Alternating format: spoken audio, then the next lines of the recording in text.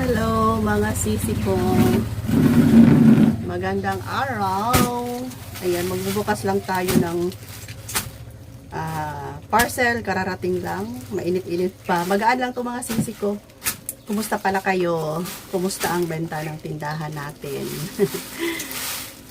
Ang nabayaran ko pala nito is 578. So, may benta ba kayong ganito mga sisi ko? Ito'y partner ng aking mga buldak at ramyon. Hindi ako uupo mga sisi ko. Dahan-dahan lang baka madami. Maganda pagkapak. Lagay ko yung link kung saan ko ito nabili. Kung gusto nyo. Maganda pagkapak, grabe. Magaan lang siya. Hindi tinipid yung bubble wrap. Tapos, wait lang, tayo ng gunting. Sa ilalim ng bubble wrap, meron pang box. Naka-box pa siya mga sisi ko. Si Kuya Dave pala umalis, nag-process ng kanyang mga medical clearance para ma-submit na sa doktor. Para makuha na namin yung allowance na 10,000 mga sisi ko para pang dagdag dito sa tindahan yun.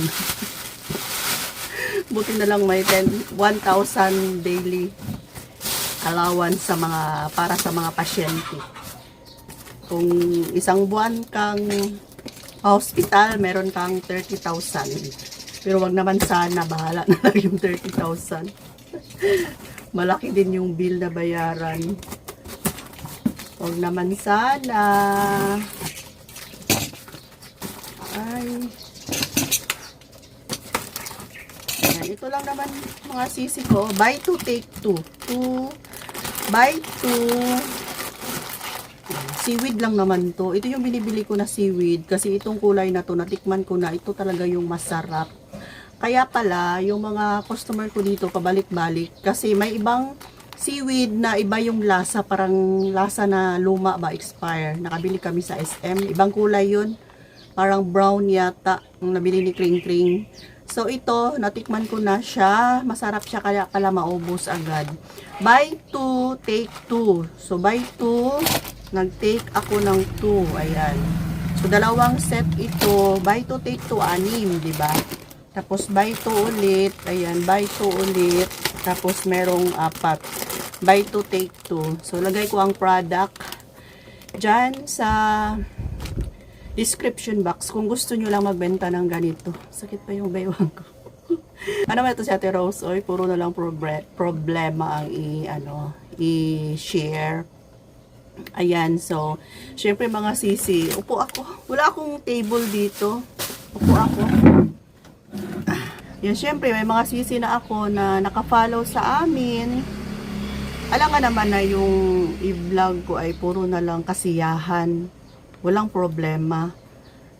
Syempre, normal lang na tao lang naman tayo. May problema talaga. Kung ano yung mga nangyayari, hindi ko siya itatago sa inyo mga sisi ko. Kung sino ka man na nanonood ka, kung kaaway man kita, pero wala akong kaaway na maalala. Halimbawa lang, kung ayaw mo man sa akin, pero nanood ka pa rin, kung kakompetensya kita, kung yun na nga, kung kaaway kita, wala akong kaaway ha. Hindi ako mahihiya. Hindi ako mahiyang isabi or sabihin kung ano yung takbo ng buhay namin. Normal lang yan, tao lang magkaroon talaga ng problema. Ang importante, ipaglaban natin kung ano man yung mga pagsubok, di ba? Alam nga naman, puro lang yung gala, yung ipapakita ko sa inyo, tapos kung may problema, hindi ko ipakita sa tinatago ko, ikakahiya ko. Di ba mga sisi ko, mas maganda din kasi kung may mga ganitong sitwasyon na may mga problema, at least man lang makabigay ako sa inyo ng anong tawag niyan, ma-inspired kayo kasi may mga pagsubok tayo na kailangan natin lampasan. Makapagbigay ako sa inyo ng ideya kung ano yung mga iniinom ko na mga gamot, kung ano yung mga ginagawa namin na ganun pala, ganito pala yung gagawin, di ba mga sisi ko?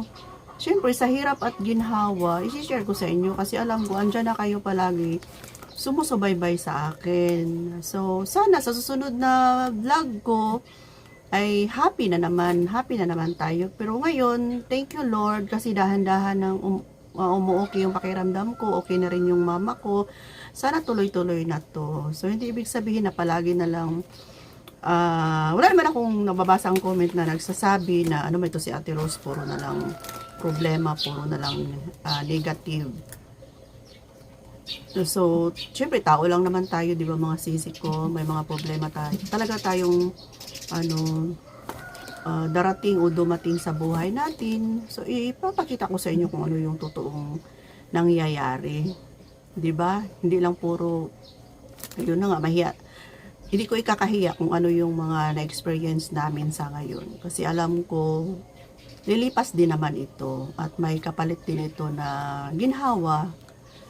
Ginhawa ibig sabihin na maka-recover na rin, lalong-lalo na sa health, 'di ba mga sisi ko. So yun.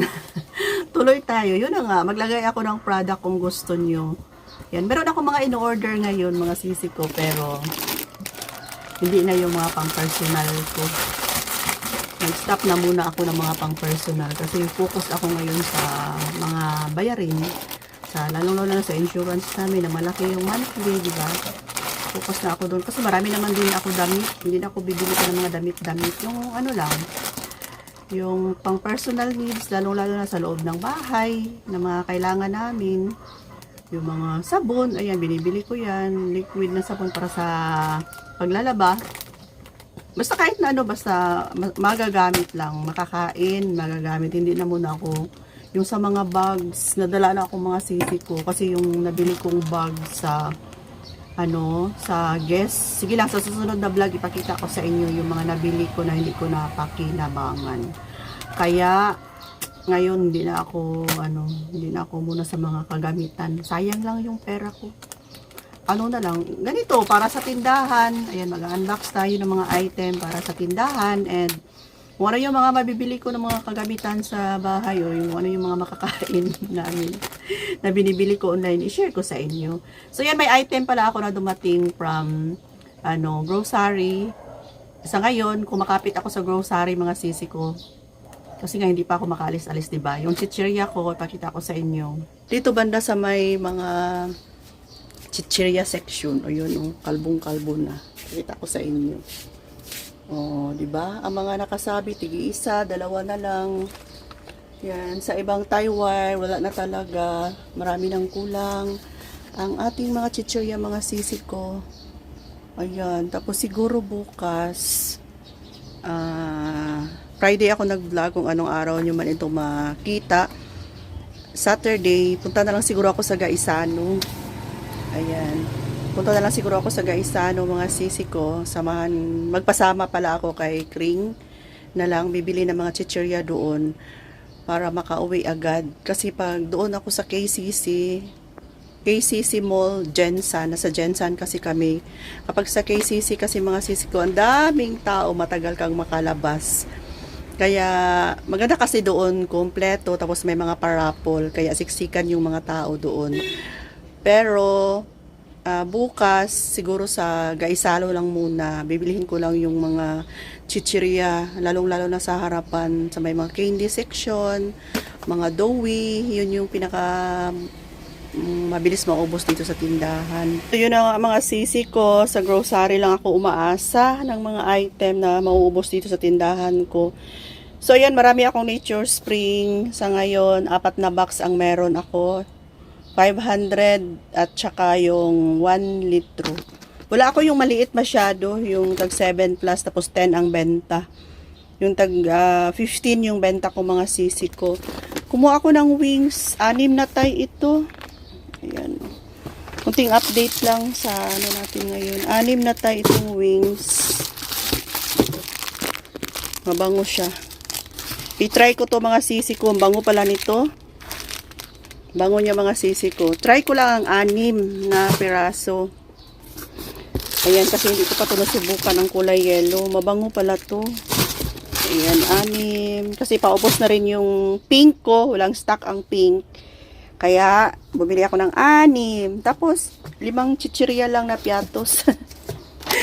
Kuripot, 5 lang muna. Yan. Sabit natin yan kasi kalbo na doon sa harapan. Hindi ko na dinamihan kasi akala ko makaalis ako. Tapos ito, para sa harapan. Yan. 2 green na Paji bar. Tapos ito, mabilis maubos kasi may namamakyaw nito dito sa tindahan ko mga sisi ko, Dutch meal. Kopi ko brown. Ito, ano to? Oy, sausage na Pure Foods. I-try ko yan. Tidbits. Tapos Papa Ketchup. Ayan, ito lang yung sa grocery. Yung mga item na nabili ko.